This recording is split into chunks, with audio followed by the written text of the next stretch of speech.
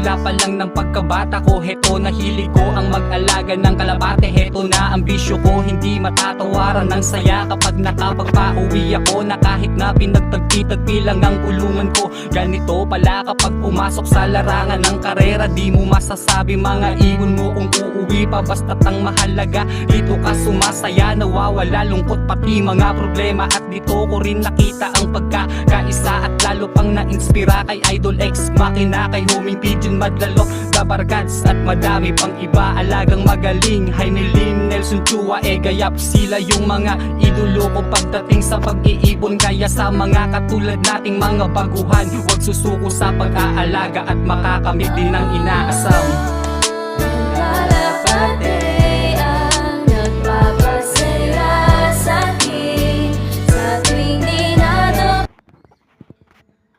Bye guys, kita lang yun.